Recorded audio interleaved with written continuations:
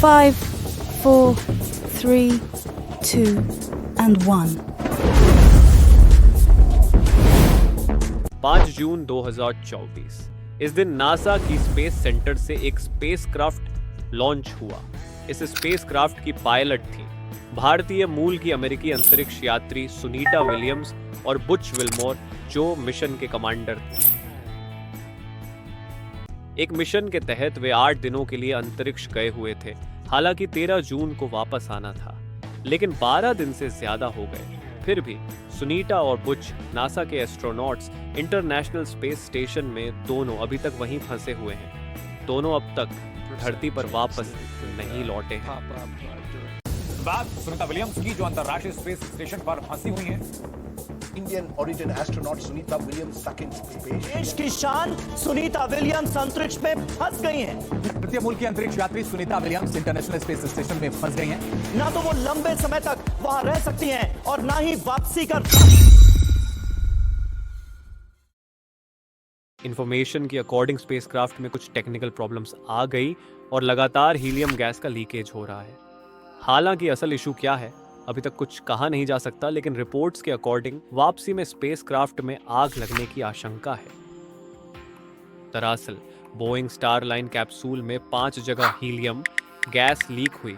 Helium का इस्तेमाल propulsion system में फ्यूल पहुंचाने के लिए किया जाता है।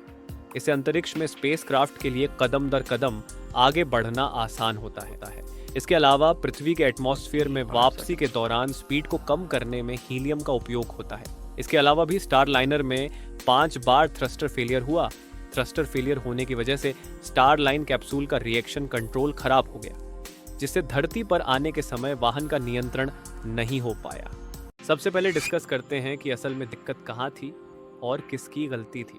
दरअसल अमेरिका की एयरक्राफ्ट कंपनी बोइंग और नासा ने एक जॉइंट मिशन की योजना बनाई, जिसका नाम crew flight test mission.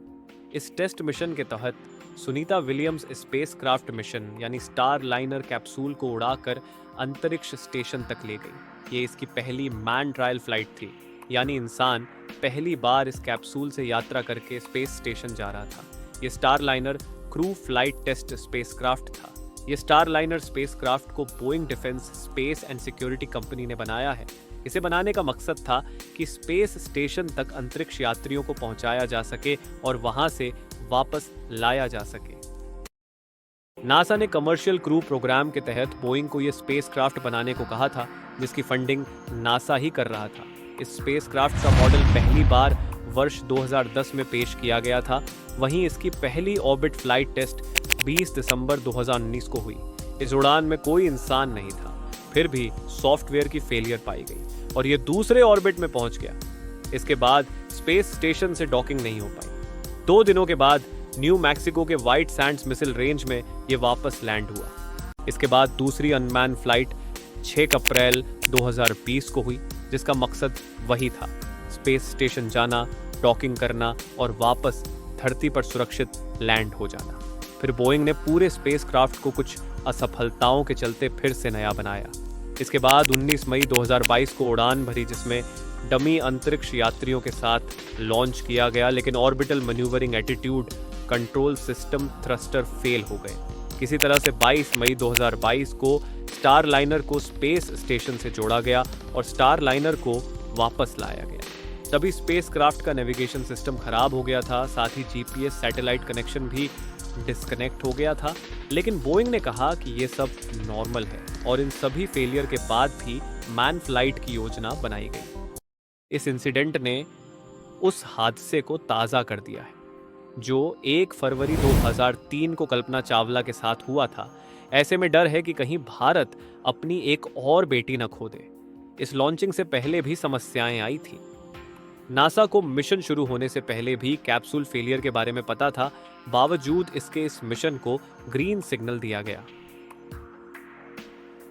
Starliner की फ्यूल क्षमता 42 दिन की है। मिशन 5 जून को शुरू हुआ था, यानी 30 दिन से ज्यादा हो चुके हैं।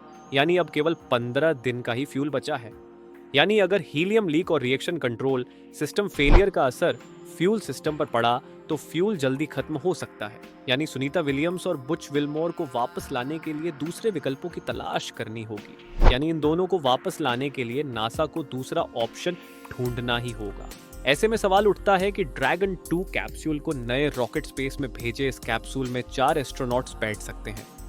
ये ऐसे में सवाल उठते हैं कि नासा का क्या प्लान है, कैसे वो नासा के 2 सबसे सीनियर एस्ट्रोनॉट्स को वापस लेकर आ सकता है। तो बता दें कि वापसी के 5 ऑप्शंस क्या हैं। पहला ऑप्शन, नासा अपने पुराने कमर्शियल पार्टनर स्पेस एक्स के ड्रैगन 2 कैप्सूल को नए रॉकेट से अंतरिक्ष में भेजे। यानी इस कैप्सूल में 4 एस्ट्रोनॉट बैठ सकते हैं।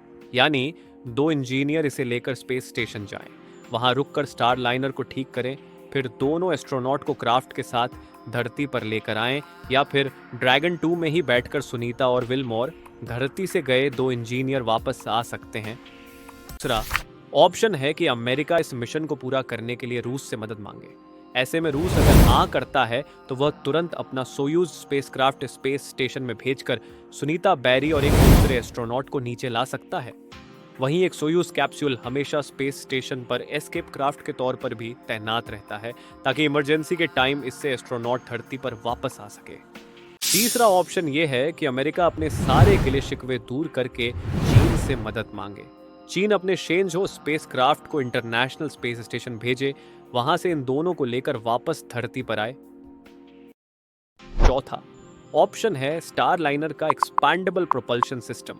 यानी इस क्राफ्ट में सर्विस मॉड्यूल है। अगर इस कैप्सूल के जरिए दोनों एस्ट्रोनॉट्स को धरती पर लाना है तो यह सर्विस मॉड्यूल ही स्टार लाइनर को स्पेस स्टेशन से अलग करेगा, फिर उसे एक खास पोजीशन पर लाकर सीधे धरती की ओर भेज देगा। कैप्सूल धरती के एटमॉस्फेयर को पार करके जमीन पर पैराशूट के जरिए गिरेगा, जिससे एस्ट्रोनॉट्स सेफली धरती पर आ सकेंगे।